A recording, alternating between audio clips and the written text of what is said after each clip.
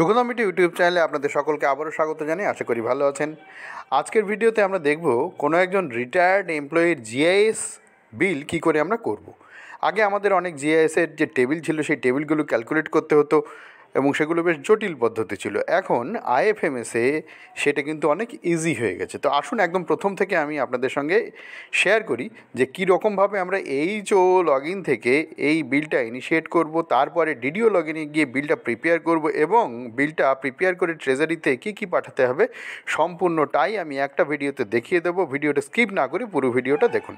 তো সবার প্রথমে আমাদের এইচও লগ ইন করতে হবে। কীভাবে আমরা লগ ইন করবো? আপনারা জানেন যে WBIFMS পোর্টালে যেতে হবে, গিয়ে জাস্ট এই HNMS থেকে অথবা এই অ্যাডমিন লগ ইন থেকে আপনারা এইচও লগ ইন করবেন। আমি অলরেডি লগ ইন করে আছি, ওই জন্য আমাকে সরাসরি এই পেজে নিয়ে আসছে। আমি আর দেখালাম না আইডি পাসওয়ার্ড দিয়ে লগ ইন করাটা। এইবারে দেখুন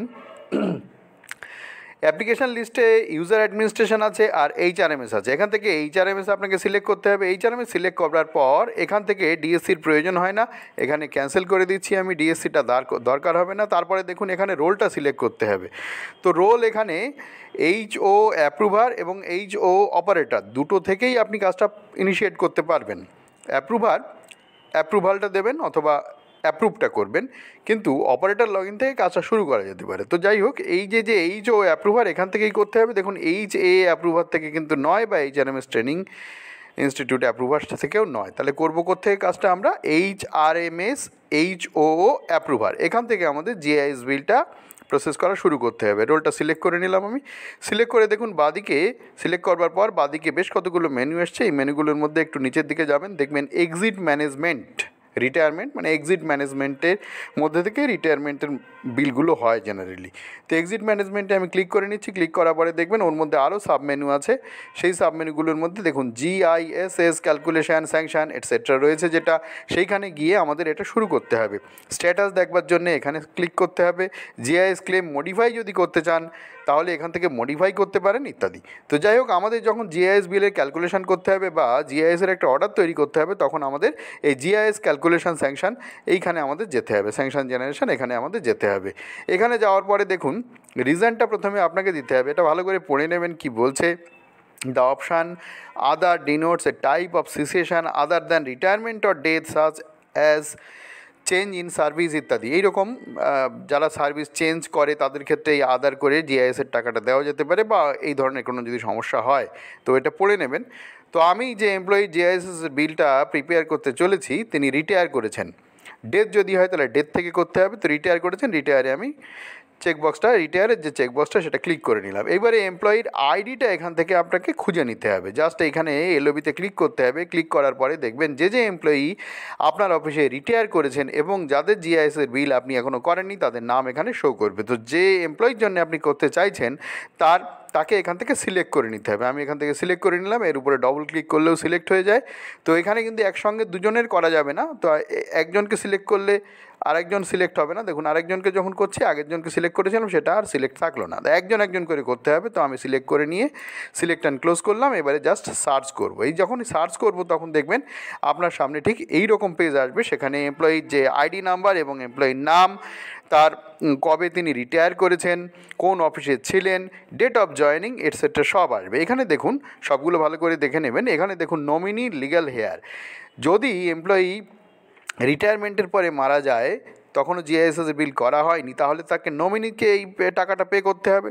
তো সেই রকম যদি হয় তাহলে এই নমিনিতে ইয়েস করে নিতে হবে। যখনই আপনি নমিনিতে ইয়েস করবেন তখন ডেট অফ ডেথ সিচুয়েশন এই ডেটটা দিতে হবে, দিয়ে এইভাবে এগোতে হবে। তো সেই সব সমস্যা নেই, এখানে জাস্ট নো করে আমি এগোচ্ছি। মানে নমিনি বা লিগ্যাল হেয়ারকে টাকা দেওয়া হচ্ছে না, টাকাটা দেওয়া হবে এমপ্লয়িকেই। আশা করি আপনারা বুঝতে পেরেছেন। এইবার দেখুন ওপরের দিকে যদি আমরা নিচের দিকে যাই, পেজটাকে একটু ওপরে তুললাম, তাহলে দেখুন এখানে কি বলছে। এখানে দেখুন ফর 1983-87 স্কিমস, মানে দুটো স্কিমের ক্ষেত্রে থাকতে পারে।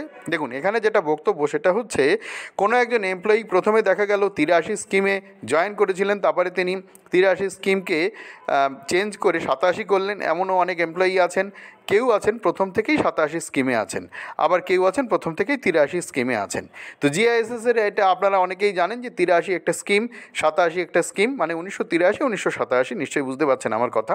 তো যাদের ক্ষেত্রে এই দুটোই হবে তারা এটাতে ক্লিক করবেন।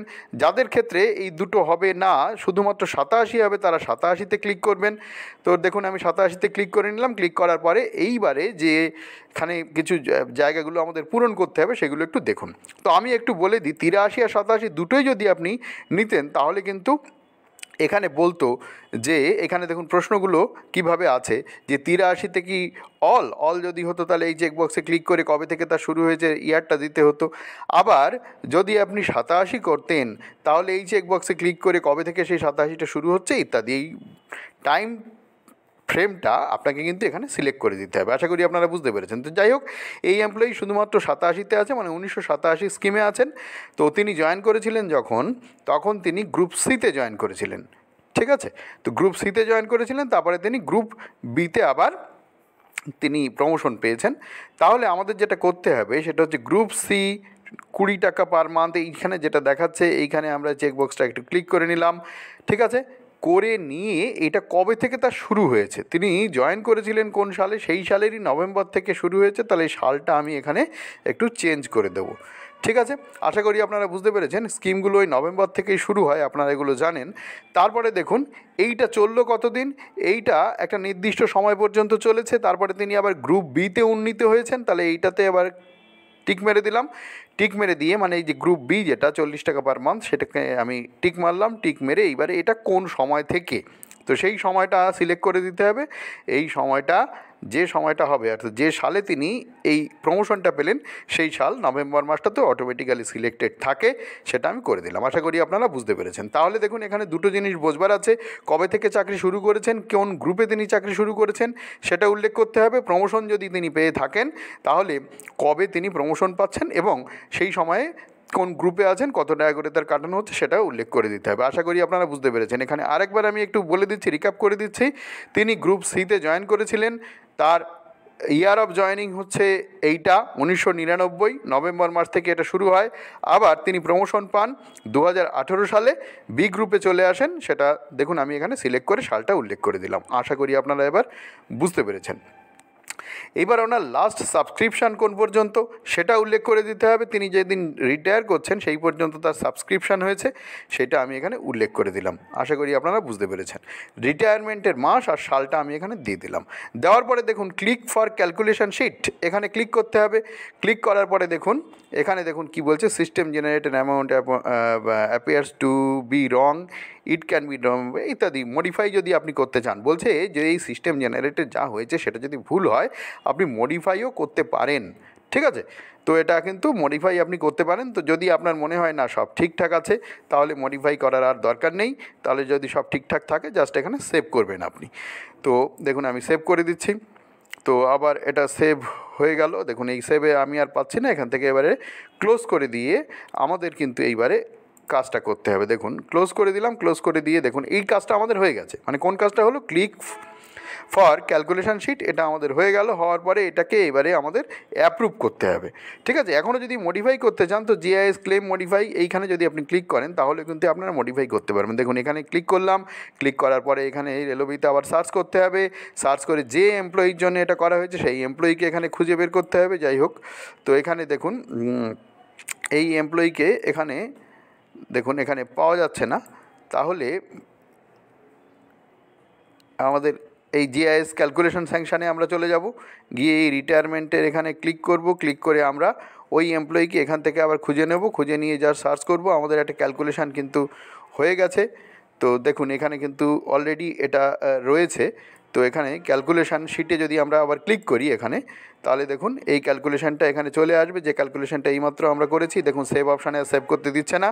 তো এটা অ্যাপ্রুভ করার পরে মডিফাই করতে গেলে হয়তো এখানে যেতে হবে। যাই হোক, এটাও আমরা দেখে নিলাম। তো এখানে যদি আমরা এটাকে অ্যাপ্রুভ করে দিই তাহলে কি আসছে দেখুন। যখনই আমরা এটাকে অ্যাপ্রুভ করে দিচ্ছি, তো দেখুন অ্যাপ্রুভ করে দিলে এটা কোথায় যাচ্ছে দেখুন, স্যাংশন অ্যাপ্রুভড। তো সাকসেসফুলি এটা হয়ে গেল। তো এটা কিন্তু অ্যাপ্রুভ হয়ে গেছে আমাদের। তো দেখুন এটা কিন্তু অ্যাপ্রুভ হয়ে গেছে। অ্যাপ্রুভে আর কিছু করতে দিচ্ছে না। এখানে স্যাংশন জেনারেশানে এবার কিছু করতে হবে। যদি রিজেক্ট করতে চান তাহলে কিন্তু এখানে রিজেক্ট এখানে করতে দিচ্ছে না। তো যাই হোক, আমরা একটু দেখে নেবো এটা কোথায় আছে, ইনবক্সে আছে কিনা একবার, আমরা আমাদের ইনবক্সে আছে কিনা একবার একটু দেখে নেব। দেখুন ইনবক্সে এটা কিন্তু নেই। তাহলে দেখুন এটা যদি আমরা জিআইএস ক্লেম স্ট্যাটাসে যাই, কোথায় আছে আমরা একটু দেখে নিই। জিআইএস ক্লেম স্ট্যাটাসে যদি আমরা যাই তাহলে এটা কি দেখাচ্ছে, জিআইএস ক্লেম স্ট্যাটাসে যদি আমরা যাই তাহলে দেখে নেব আমরা একবার যে এখান থেকে এটা পাওয়া যাচ্ছে কিনা। দেখুন এখান থেকে এলওবিতে আমরা ক্লিক করব, ক্লিক করে ওই এমপ্লয়ির যে আইডি আছে সেই আইডিটা আমরা এখান থেকে নিয়ে নেব। দেখুন এই যে এই এমপ্লয়িটা নিয়ে নিলাম, নিয়ে এখানে সার্চ করছি। দেখুন যখনই আমরা সার্চ করব তখন তার পজিশানটা আশা করি এখানে দেখিয়ে দেবে যে কী পজিশানে আছে। দেখুন এখানে কি বলছে, approved but sanction not generated, মানে স্যাংশন যে অর্ডারটা সেই অর্ডারটা এখনও জেনারেট হয়নি। আশা করি আপনারা বুঝতে পেরেছেন। তো এই অবস্থায় এটা আছে। এইবারে দেখুন জিআইএস ক্লেম মডিফাই ক্যান্সেল, এইখানে যদি আমরা আবার যাই তাহলে ওটা কি পাওয়া যাচ্ছে কিনা একবার আমরা দেখে নেব যে কোথা থেকে কিভাবে পাওয়া যায়। সেটা আমরা এই এক ভিডিওতেই দেখে নিচ্ছি। দেখুন এখান থেকে একটু ক্লিক করে আমরা এমপ্লয়িকে কিন্তু এখানে আবার খুঁজে পেলাম। বললাম না একটু আগে যে অ্যাপ্রুভ করলে এটাকে পাওয়া যাবে। তো এবারে যদি আমরা এটাকে মডিফাইতে ক্লিক করি, মডিফাইতে ক্লিক করার পরে দেখুন আপনি যদি মডিফাই করতে চান তাহলে এই মডিফাইয়ের অপশান কিন্তু এখনও আপনার কাছে আছে। দেখুন এগুলো কিন্তু প্রমিনেন্ট হয়ে গেছে। যদি ইচ্ছা করেন এখানে কিন্তু আপনি পরিবর্তন কিছু করতে পারবেন। তো এটা কিন্তু অ্যাপ্রুভ অবস্থায় আছে। যদি আপনি কিছু পরিবর্তন করেন তাহলে আবার ক্যালকুলেট করতে হবে, করে অ্যাপ্রুভ করতে হবে, এই অবস্থা, ঠিক আছে। আর যদি কোনো রকম কিছু না থাকে তাহলে এখানে জাস্ট স্যাংশন জেনারেশন করতে পারবেন। যদি রিজেক্ট করতে চান রিজেক্টও করতে পারবেন। আশা করি আপনারা বুঝতে পেরেছেন। তো এই হচ্ছে মূল বিষয়। দেখুন তো স্যাংশন জেনারেশন এখানে আমি ক্লিক করে নিচ্ছি, মানে অর্ডারটা দেখুন এখানে অটোমেটিক্যালি একটা মেমো পড়ে গেল, ডেটও পড়লো। এবার স্যাংশন অর্ডারটাকে আমি ক্লিক করছি, ক্লিক করলে দেখবেন এবার স্যাংশন অর্ডারটা হয়ে গেল। এই যে স্যাংশন অর্ডার, দেখুন 3 পাতা স্যাংশন অর্ডার, এটা অন্তত 2টো কপি ট্রেজারিতে জমা দিতে হবে, একটা এজি বেঙ্গলের জন্য, একটা ট্রেজারির কপি। আশা করি আপনারা ব্যাপারটা বুঝতে পেরেছেন। তাহলে আমাদের কাজটা শুরু করতে হবে, জিআইএস ক্যালকুলেশন স্যাংশন এখান থেকে শুরু করতে হবে। অ্যাপ্রুভ করার পরে মডিফাই অপশানটা এখান থেকে আপনারা পেয়ে যাবেন, এবং স্ট্যাটাস যদি কিছু করে থাকেন তাহলে স্ট্যাটাসে আপনারা সেটা পাবেন। আশা করি আপনারা বুঝতে পেরেছেন। এইবারে এই পর্যন্ত হওয়ার পরে আমাদের যেটা করতে হবে, বিলটাকে তো প্রিপেয়ার করতে হবে। তো বিল প্রিপেয়ার করার জন্য আমাদের সরাসরি আমি চলে যাব একদম ডিডিও লগইনে। দেখুন ডিডিও লগইনে কোথা থেকে আমরা যাব, ডিডিও লগইনে যাব হচ্ছে আমরা এই WBIFMS-এর এইখান থেকে, এই একই জায়গা থেকে ডিডিওর আইডি পাসওয়ার্ড দিয়ে কিন্তু আমাদের লগ ইন করতে হবে। আশা করি আপনারা বুঝতে পেরেছেন। তো দেখুন ডিডিওর যে আইডি পাসওয়ার্ড, সেই আইডি পাসওয়ার্ড দিয়ে আমি লগ ইন করলাম। লগ ইন করে অ্যাপ্লিকেশন লিস্টে গিয়ে সোজা চলে যেতে হবে ই বিলিংয়ে গিয়ে এখানেও ডিএসসির প্রয়োজন হয় না বিল করার সময়, তাহলে ক্যান্সেল করে দেবো। ক্যান্সেল করে আমরা এগোবো। তারপরে দেখুন আমাদের যেটা করতে হবে এখানে স্যাংশন ইনবক্স, অর্থাৎ এইচও লগ ইনে আমরা যা যা করি, যা যা স্যাংশন করি সেটা ডিডিও লগ ইনের ই বিলিংয়ের স্যাংশন ইনবক্সের মধ্যে চলে আসে। আশা করি আপনারা বুঝতে পেরেছেন। তো স্যাংশন ইনবক্সে আমি ক্লিক করে নিলাম। ক্লিক করে দেখুন এই যে বিলটা সেটা কোন টিআর ফর্মে হবে, এইটা টিআর ফর্ম 60-তে হয়। জিআইএসের বিলটা টিআর ফর্ম 60-তে হয়। 60টা ক্লিক করে নিয়ে সিলেক্ট করে নিলাম। সিলেক্ট করে ক্লেম টাইপটাকে এখান থেকে সিলেক্ট করতে হবে। ক্লেম টাইপটা এখানে আমাদের জিআইএস 83, তাই না? একটু আগেই আমরা যেটা করলাম, যদি 87 হলো তো তাহলে 87 করতাম, যদি বোধ হতো তাহলে বোধ করতাম। তাহলে কোনটা আমাদের করতে হবে? আমাদের কিন্তু করতে হবে 83টা, যেহেতু 83টাই আমরা কাজ করেছি। যার যেটা হবে প্রযোজ্য, শুধু 83 হলে শুধু 83, শুধু 87 হলে শুধু 87, এইটা সিলেক্ট করতে হবে। যদি দুটোই হয় তাহলে বোধটা করতে হবে। আমি 83টা সিলেক্ট করে নিলাম। সিলেক্ট করার পরে দেখুন এখানে সার্চ করলাম, যদি সব ঠিকঠাক থাকে এখানে পেয়ে যাবেন। তো যাই হোক 83 না, আমার বলা ভুল হলো। দেখুন 87টা আমাদের সিলেক্ট করতে হবে। 87-র উপরে আমরা কাজ করেছি, একদম সরি, ভেরি সরি, মাফ করবেন। তো 87টা দেখুন, 83টা সিলেক্ট করেছিলাম, সিলেক্ট করে কিন্তু পাইনি। তো বুঝতেই পারছেন ভুল যদি হয় তাহলে কিন্তু পাওয়া যাবে না, ঠিক আছে। তো যাই হোক একটু ভুল হয়ে গেছে, মাফ করবেন। তো দেখুন 87টা যেই সিলেক্ট করলাম এখানে আমরা খুঁজে পেলাম এমপ্লয়ির নাম, এমপ্লয়ির আইডি। এখানে এইটা আবার সিলেক্ট করে নিতে হবে। সিলেক্ট করে প্রসিড টু প্রিপেয়ার বিল করতে হবে। প্রসিড টু প্রিপেয়ার বিলে যখনই আমরা ক্লিক করব তখন ঠিক এই রকম জায়গা আপনার সামনে আসবে। এখানে বিল নাম্বার আপনাকে দিতে হবে। বিল নাম্বার দেবেন, আপনার যে বিল রেজিস্টার আছে সেই অফিসের বিল রেজিস্টার দেখে আপনি বিল নাম্বারটা এখানে দিয়ে দেবেন। বিল নাম্বার দেবেন এবং বিল ডেটটা দিয়ে দেবেন। তো বিল ডেট আমি আজকের ডেটই দিয়ে দিচ্ছি। দেখুন রেফারেন্স নাম্বার কিছু এখানে নেই। এখানে যখনই আমরা এই জেনারেট রেফারেন্সের উপরে ক্লিক করব তখন অটোমেটিক্যালি একটা রেফারেন্স নাম্বার এখানে পড়ে যাবে। তো দেখুন রেফারেন্স নাম্বার এখানে কিন্তু অটোমেটিক্যালি চলে এলো। এইবারে বিলটাকে আপনার আরেকটু কাজ আছে, সেটা কোথা থেকে করবো, এই টাস্ক লিস্টে চলে যাব আমরা। টাস্ক লিস্টে গিয়ে দেখুন যে এইমাত্র যে বিলটা প্রিপেয়ার করলাম সেই বিলটা এই যে উপরে রয়েছে, এই বিলটাতে এই রেফারেন্স নাম্বারের উপরে ক্লিক করতে হবে। ক্লিক করে টিআর 60-তে যেতে হবে। টিআর 60-তে যাওয়ার পরে দেখুন এই যে জিনিসগুলো একবার দেখে নেবেন সব ঠিকঠাক আছে কিনা, গিয়ে এটাকে সেভ করতে হবে। তো সেভ যখন হয়ে যাবে তারপরে এই অ্যামাউন্টটাই আমাদের আবার ইসিএস করতে হবে। দেখুন এই একটু সময় নিচ্ছে, অনেক সময় ইন্টারনেট এবং সার্ভার এই দুটোর উপরে ডিপেন্ড করে একটু সময় নেয়। তো দেখুন একটু সময় নিচ্ছে, এরকম কিন্তু মাঝে মাঝে হয়, আবার কখনো কখনো তাড়াতাড়ি হয়ে যায়। যাই হোক এটা হয়ে গেল। দেখুন টিআর 60 ডিটেল সেভ সাকসেসফুলি হয়ে গেল। এই অ্যামাউন্টটাকে জাস্ট আমি এখন কপি করে নেবো, এইটাই আমি ইসিএস করে নিচ্ছি। জাস্ট এই Ctrl+C চেপে আমি এটাকে কপি করে নিলাম। এবারে আমি ব্যাকে আসছি, এই কাজটা কিন্তু হয়ে গেল। আচ্ছা এইখানে একটা কথা আমি আপনাদের বলতে চাইবো, একাধিক স্যাংশন অর্ডার যদি আপনার কাছে থাকে অ্যাড ড্র করে করে করা যেতে পারে।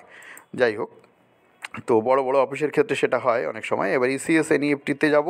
দেখুন ইসিএসে গিয়ে আমি যে এমপ্লয়ির এই বিলটা এতক্ষণ ধরে আমি প্রিপেয়ার করলাম তার নামটা এখান থেকে সার্চ করব। সার্চ করে যে জানেন আপনারা কীভাবে করতে হয়। এবারে অ্যামাউন্টটা আমি এখানে জাস্ট এই অ্যামাউন্টটা কপি করেছিলাম, ঠিকমতো হয়নি, তো এখান থেকে কপি করে নিচ্ছি। কপি করে নিয়ে দেখুন এই অ্যামাউন্টটা এখানে আমি এই পেস্ট করে দিলাম Ctrl+V করে। জাস্ট বাইরে একটা ক্লিক করব, ক্লিক করলে কিন্তু বাকিটা এখানে চলে আসছে। চলে আসার পরে জাস্ট এটাকে সেভ করতে হবে। সেভ করে এটাকে ওকে করে দিতে হবে। ওকে করলে কিন্তু বিলটা প্রিপেয়ার হয়ে গেল। এবার বিলটা ট্রেজারিতে পাঠানোর মতো অবস্থায় আমরা চলে এসেছি। এখন স্যাংশন অর্ডারটা ট্রেজারিতে দিতে হবে। ট্রেজারিতে আর কি দিতে হবে, এই বিলে যেতে হবে। বিলে গিয়ে দেখুন বিল প্রিন্টে যাবেন আপনারা। যদি বিলটাকে ট্রেজারিতে তো পাঠাতে হবে, কী কী লাগবে সেইটা। এখন বিল নাম্বারে যাবো, ফিনান্সিয়াল ইয়ারটা তো সিলেক্ট করাই আছে অটোমেটিক্যালি। বিল নাম্বারে গিয়ে যে বিলটা আমি এইমাত্র প্রিপেয়ার করলাম সেই বিলটাকে এখান থেকে খুঁজে বার করতে হবে। তো দেখুন এই যে বিল, এই বিলটাকে এখান থেকে খুঁজে বার করতে হবে। বিল প্রিন্টে গিয়ে এখান থেকে বিলটাকে প্রিন্ট করে নেবেন। বেনিফিশিয়ারি যদি আপনি চান তাহলে আপনাকে এই বেনিফিশিয়ারি লিস্ট যদি ট্রেজারিতে জমা দিতে হয় তাহলে এখান থেকে দেবেন। এই বিলটা করবার জন্য এই স্যাংশন অর্ডারটা আর ওই টিআর 60 যেটা, এইটা আর অনেক ট্রেজারিতে বা অনেক অফিস বেনিফিশিয়ারি ওটাও দেয়। যদি আপনারা দিতে চান দিতে পারেন, কোনো ট্রেজারিতে প্রয়োজন হয় না, নাও দিতে পারেন। তো এইগুলো ট্রেজারিতে দিতে হবে। বিল কী করে সাবমিট করবেন, বিল সাবমিট করা তো আপনারা জানেন। জাস্ট এর উপরে ক্লিক করবেন, ডিএসসিটাকে লগ ইন করে নেবেন। লগ ইন করে নিয়ে এখানে দেখবেন সাবমিট অপশান পাবেন। তো এটা আমি দেখাচ্ছি না, এটা আপনাদের সকলেরই জানা আছে, আশা করি আপনারা বুঝতে পেরেছেন। তো ভিডিও ভালো লাগলে লাইক করুন, শেয়ার করুন বন্ধুদের মধ্যে, যাতে তারাও দেখে নিয়ে এই কাজটা করে নিতে পারে এবং কী কী সমস্যা বা কোথায় কী আছে না আছে এগুলো আপনারা জানতে পারবেন। টোটাল সিস্টেমটাই আপনাদের দেখিয়ে দিলাম, একদম এইচও লগ ইন থেকে শুরু করে ডিডিও লগ ইন পর্যন্ত। ট্রেজারিতে কী কী জমা দিতে হবে সেটাও আপনাদের দেখিয়ে দিলাম। তো আবারও রিকোয়েস্ট করবো, ভিডিও ভালো লাগে লাইক করবেন, শেয়ার করবেন। আর চ্যানেল নতুন হলে প্লিজ চ্যানেলটাকে সাবস্ক্রাইব করে সঙ্গে থাকুন। বেল আইকনটা প্রেস করে এই ধরনের ভিডিওর নোটিফিকেশান সবার আগে পাওয়ার জন্য। ভালো থাকবেন, দেখা হবে পরের ভিডিওয়ে।